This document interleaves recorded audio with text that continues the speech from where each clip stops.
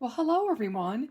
It's Karen McDermott Rolfe, independent advisor with Creative Memories, and I'm back with my monthly technique layout and challenge. I'm going to share a scrapbooking technique with all of you and then challenge all of you to use the technique to create a layout and share a photo of your layout with me in my Facebook group at Karen's Croppers for an entry into my December door prize drawing. You can find more of my layouts at karencrops.com, and I so appreciate any of your purchases through my Creative Memories website link at creativememories.com/user/Karen, and it's Karen with the Y. And Creative Memories has a special promotion going on right now that I need to mention. If you'll go to our website and go to the tab for deals, Creative Memories has added a whole bunch of items to the deals section at sale prices. You guys, there's some great things in there that Creative Memories has marked down at a discount, including some of our border punches, some of our standalone punches, and some of our border maker cartridges. You're going to find some great deals in that section. If you make a purchase of $140 from the deals section, you're also going to receive you guys, that's 4 free embellishment packs of the little mini gnomes. So we love the gnomes so much with our Black Friday promo that Creative Memories has developed 4 more embellishment packs, and each of those packs includes little gnome body pieces. So there are different hats, different styles of beards, and little gnome bodies that you can put together. The 4 packages of embellishments are color coordinated and pattern coordinated to the seasons. So there's a pack for winter, autumn, spring, and summer. And then each of those also includes a little sheet of epoxy mini stickers to go with the little gnomes. Okay, so they're super cute. They're a great accompaniment to anyone who received the gnome border punch for our Black Friday promo. So make sure to go to the deals section here of our website and check out those deals. But for today, like I said, it's December, and this is my last Technique Tuesday video of the year, my last monthly challenge for 2023. And it's going to be another idea of how to make a Christmas tree, right? We see lots of ideas at this time of year of how to make trees for our scrapbook layouts. And actually, 2 of my teammates with Creative Life Scrapbooking have recently shared layouts doing different tree techniques also, and they're really awesome. So make sure to check those out on our Facebook page at Creative Life Scrapbooking to see 2 other tree ideas for layouts. So my tree layout idea, you don't need any special tools. You're just going to need your 12-inch trimmer and some paper. Okay. So for my papers I'm going to be using today are from the Nordic Winter collection, and I'm also going to use some embellishment stickers and a variety mat also from the Nordic Winter collection, and I'll show you those as we get to them. I'm going to use this sheet here of beige paper, and actually that is a little kind of tree, I think, a little tree pattern in the background. They look like diamonds, but I think to me they also look like little Christmas trees. And on the back side, you have the grid pattern of the green. But this is going to be my background sheet, the beige. And then you're going to need 2 different sheets of green paper, or any papers that you want to use for your tree. Okay, so it doesn't necessarily need to be green. It could be any other shades in different kinds of patterns.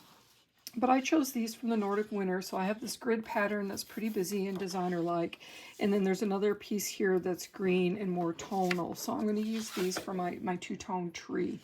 So again, you can substitute with other papers if you like.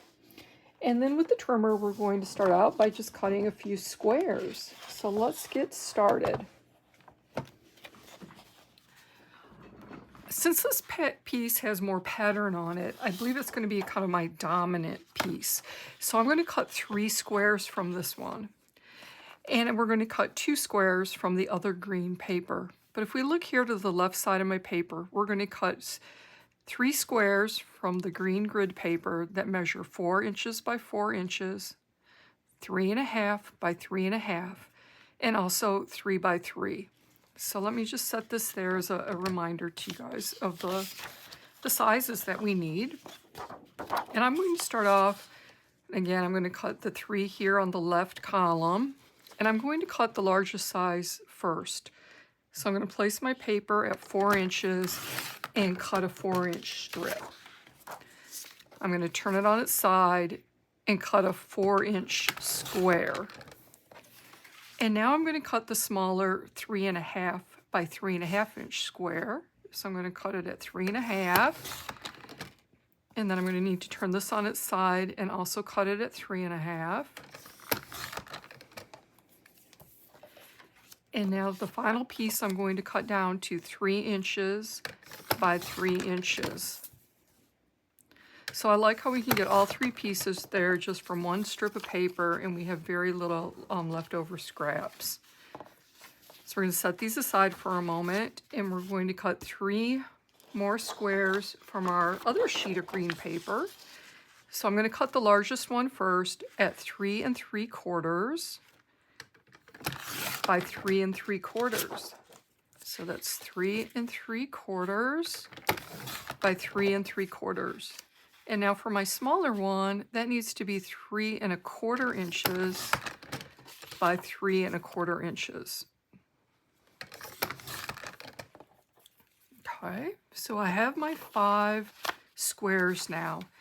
And I'm going to take each square and I'm going to cut it in half on the diagonal to create some triangles. Now when I cut the squares and make them into triangles, I'm going to stack them like that and keep the sizes together. Keep those together. And now I'll cut these 3 in half on the diagonal.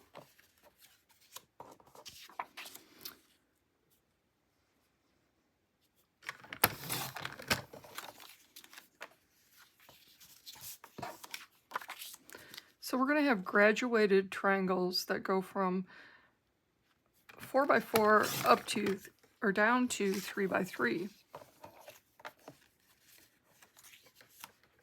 Now I'm going to take my scoring blade. There it is. I love how we can store our blades there right on the trimmer so all the pieces stay together. And I'm going to change out my straight blade for the scoring blade. And now I'm going to take one triangle of each size to score it. So here I have the stack here that's the same, and I'm going to take one of them, and I'm going to turn it on its back side, and I'm going to score it from the tip to the center of the long side of the triangle. Okay, so I've turned it upside down. I've put the tip of the triangle at the dash cutting line, and now I'm going to run my score blade right there to score it. So right in the center that is scored. Okay, and I'm going to do that with one triangle of each of the sizes. So again, working on the back side.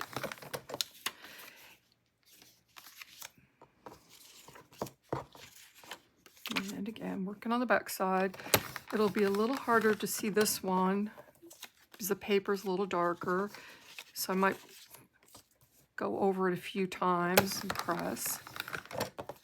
Now, if your cutting mat has a deep groove cut into it, the cutting mat here on the trimmer, the gray piece, if it has a deep groove, you don't want to press terribly hard with the scoring blade because it will actually cut the paper instead of score it. Okay.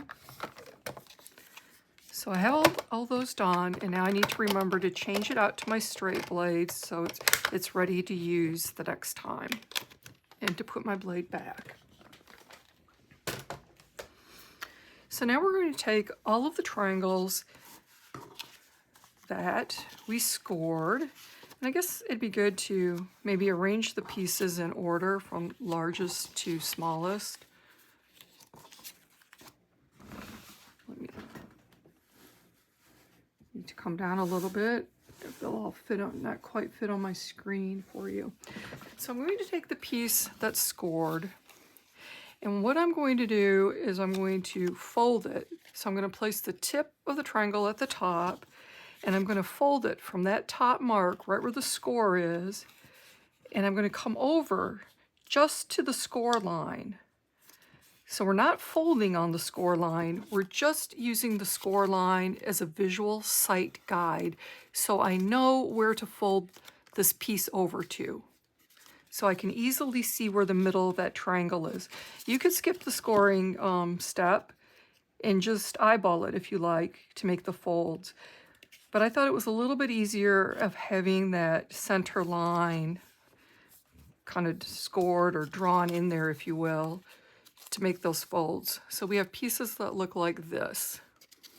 Again, so we take our triangle and we're folding the sides into the middle. And now we're going to, again, keep those sizes together, and then we're going to do that with all of the scored pieces. So again, we start at the tip of the triangle and we fold it over to the score line. And the score line is just giving us that visual sight so we know where the center of the triangle is to fold to. Then we get these little shapes. They kind of look like paper airplane shapes, maybe.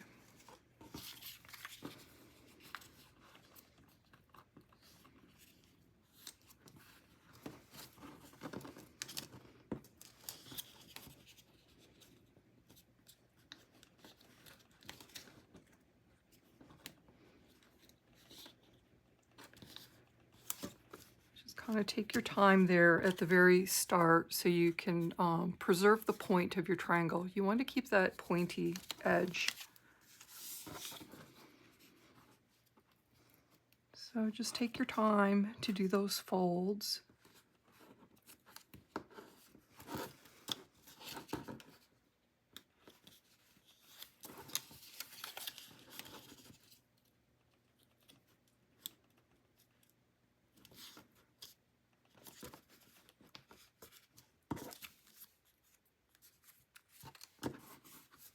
And then my last one, again, I have the point of the triangle at the top.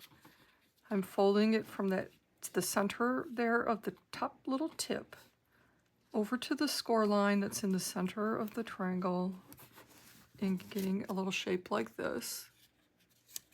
And then folding the other side over to meet it.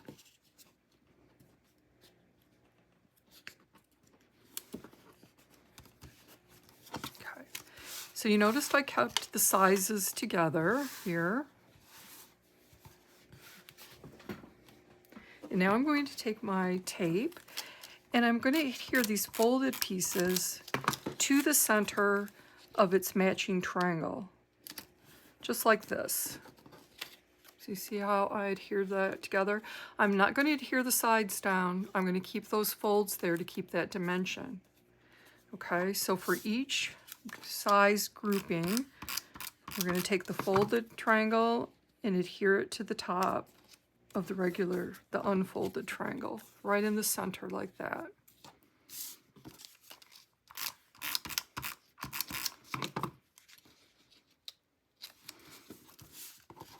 So a nice and easy technique, only requires the trimmer.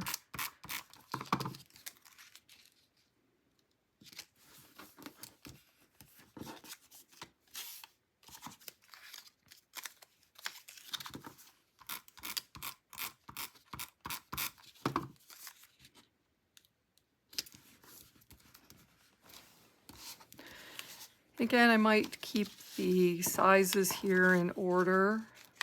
Let's see, this one. Again, from the largest to the smallest. Let me set that aside for now as I'm going to get my background sheet for the layout.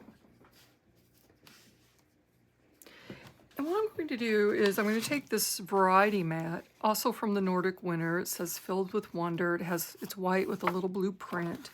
And I'm going to have it somewhere down here in the bottom right corner of the layout. And then I'm going to build my tree up from that. So when I place the largest triangle there, it's going to overhang. So I see that I need to come over with it a little bit. So I'm just going to lay out my pieces first before I start adhering to see if I have the spacing right.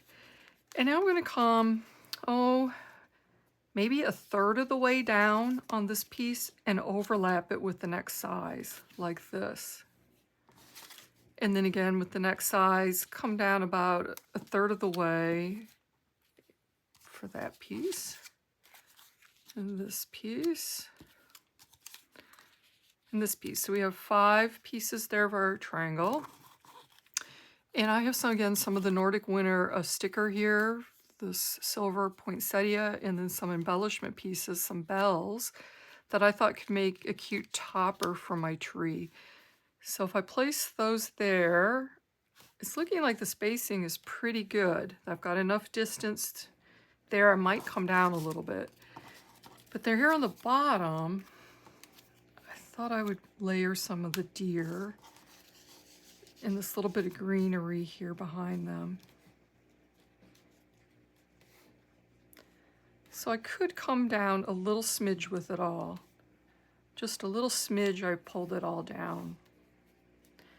And then it's right over here. It's about a 1/4 inch or so from the right edge of the background paper.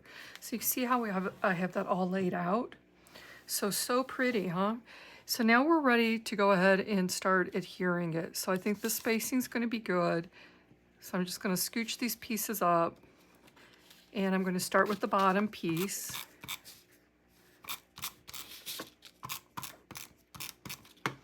And I'm going to adhere it right back into place. So I have the deer antlers as kind of my guide. Whoops.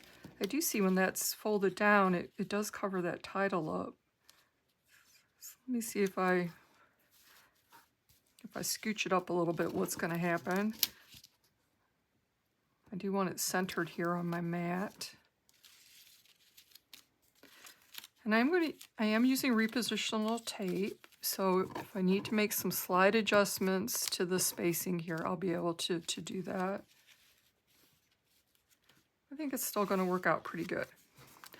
So let's see, on this piece, I'm just going to put some adhesive, again, on that bottom triangle, not on the folded triangle, just on the bottom one.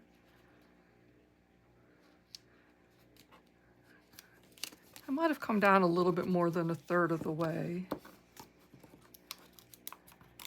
And I might want a little bit more tape there on those ends. Yeah, and I need some more tape here. Ooh, you'll notice, what did I forget to do? Anybody catch that? I forgot to adhere down the photo mat, didn't I? But I think these pieces are going to hold it down. Somehow, it's not quite centered either because I'm looking at the amount of the mat that's left. So it looks like this piece, I might need to scooch over a little bit. And now that I have it pulled apart, I am going to go ahead and just lay some adhesive underneath the mat. So I'm just trying to center these pieces better, centering them on the mat so I have an equal distance of the mat showing through.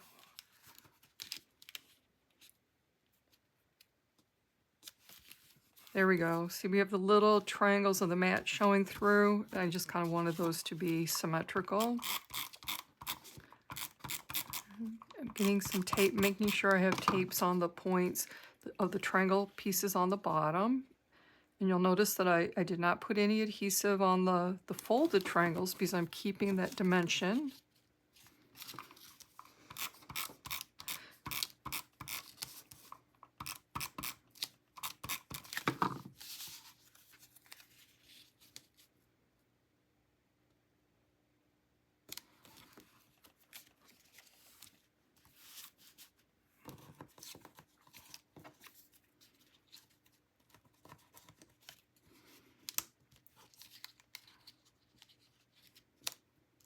Thought that I would layer these. So then it ended up a little bit lower. I would have liked it to be a little bit up, a little bit. So, you know, I could be real picky here and I could use my repositional tape and just kind of scooch the pieces up a little bit. And I'm going to use my repositional tool just to lightly pull these pieces up. That way I don't bend the paper as I pull it off. And I'm just kind of scooching them up a little bit to get the spacing a little better.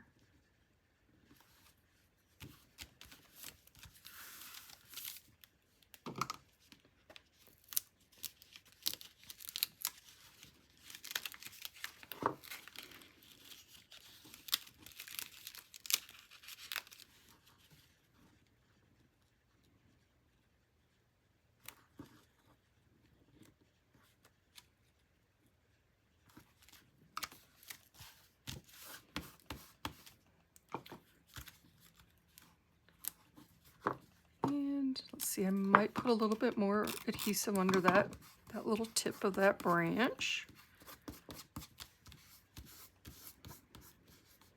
It looks like this one needs some more tape too. There we go. I like that spacing quite a bit better. So now I'm going to take my sticker, and I have my embellishment pieces, and I'm just going to kind of layer them all together here to make a little cluster. That's going to be my tree topper.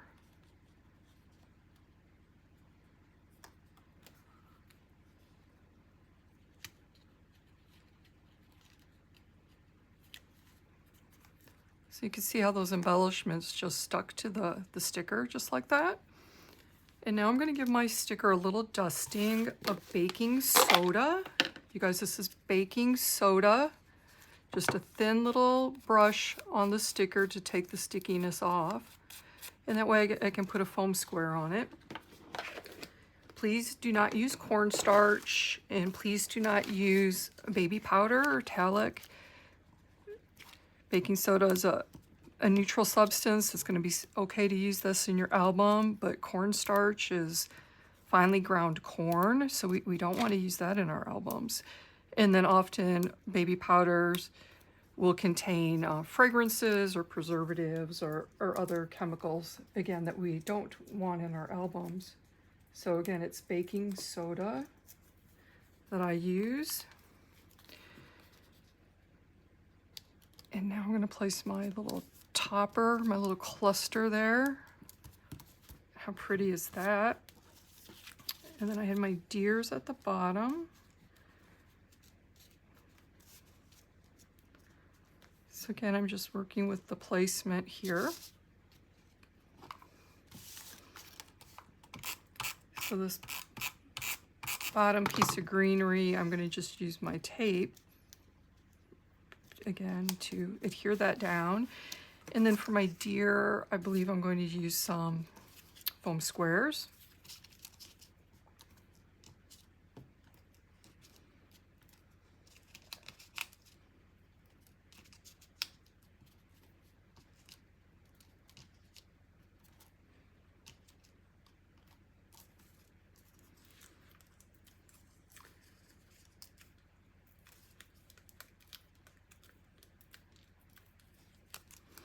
So I'll start with the larger deer, and then the little fawn I'll put next. These embellishments are so beautiful for the Nordic winter. There's several deer in the embellishment pack. I've already used some of the deer, and I even have a few more left now after making this layout.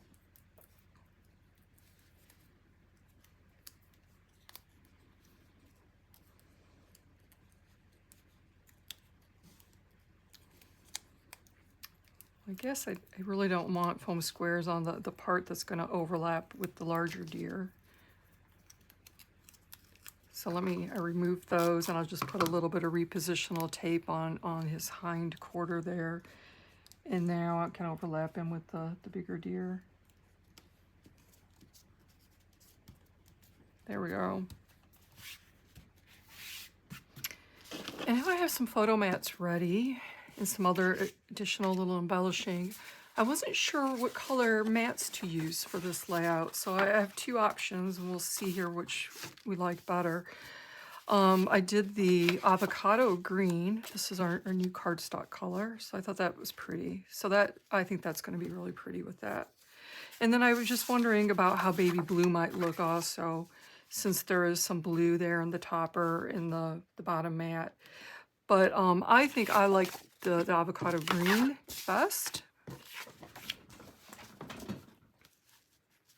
So I just have 2 mats that are 6x4.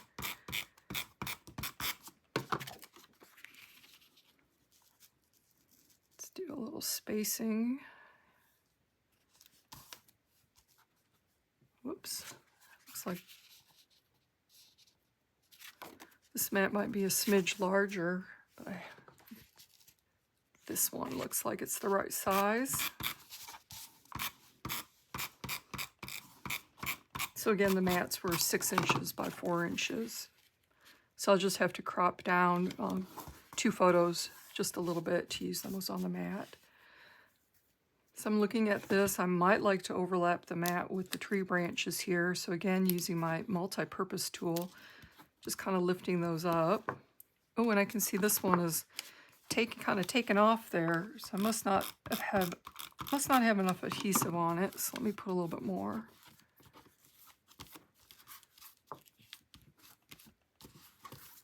There we go. I have a little sticker embellishment I thought I would do over here. Again, I might dust that with the baking soda. Put it over the mat so it's layered. And I'll just have to tuck some photos under it. So I think I'm only going to do 1 photo square, maybe right in the middle of it, so I can tuck those edges of the photos can just slide right under that sticker when I add the photos. So I like that. And these are some little kind of different kind of gemstones that are in the Nordic Winter Embellishment Pack. And I was thinking I might add a couple right down here on the bottom of my mat. That reminded me, I need to put a little adhesive on that bottom part of the mat, right? There we go. So now do I want to do green? Or do I want to do blue?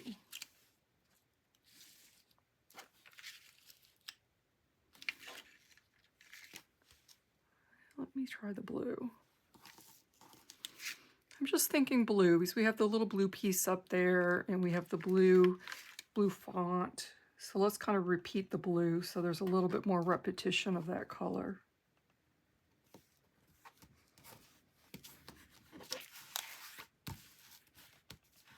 There we go.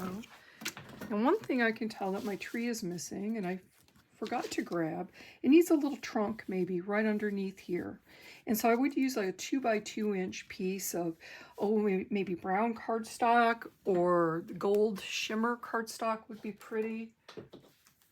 I do have my Nordic Winter Paper here. Let me see. Find something.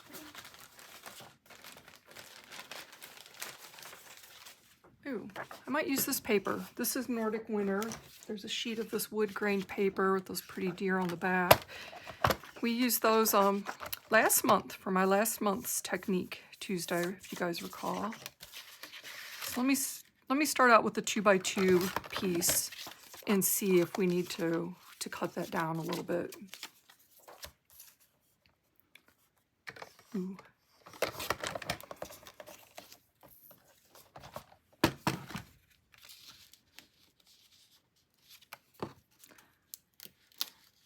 Again, you can see how handy this multi-purpose tool is. So I'm just kind of lifting up that bottom edge to slide in this piece. So really 2 inches is a little bit too tall. But I think I like the chunky width of that 2-inch size. So I'm going to go ahead and I'm going to put some adhesive down here, at least on the bottom half of it. I'm going to slide it back up. I'm centering it here with the title on the mat. There we go. That looks more complete now with the trunk. All right, you guys, this is my technique for December 2023. I hope you use this technique and make a tree. I can't wait to see all of your different versions of this, because you're going to be able to make trees from so many different papers and colors and collections that we're going to get a lot of variety with this technique and this layout. So please take a photo and share them with me in Karen's Croppers on Facebook. Go to the album section in Karen's Croppers and look for the Technique Tuesday number 53 album and add your photos to that album number 53 for the entry into my December door prize drawing. And while you're in the album section, make sure to look through all those albums, because that means there are 53 different techniques sitting right there in that album section of Karen's Croppers for you. So it's a great wealth of information, a great reference library for you there in Karen's Croppers. All right, everybody. So thanks so much for watching me on YouTube. I hope that you like my channel. I hope that you subscribe to my channel. Click the little icon, the little bell icon, and you'll get a notification every time I add a new video to my YouTube channel. And all of my best wishes for a very Merry Christmas and Happy Holiday season to all of you. Merry Christmas, everyone. Thanks so much for following me.